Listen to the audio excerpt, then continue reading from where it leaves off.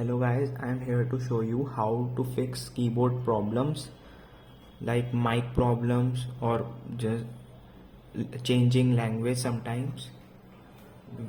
We have to just go to the settings,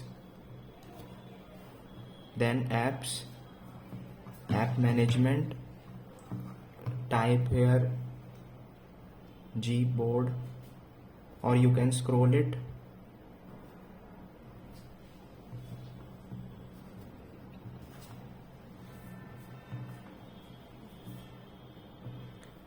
There is option storage usage.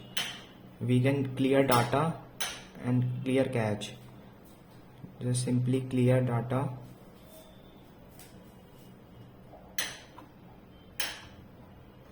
and now it works properly.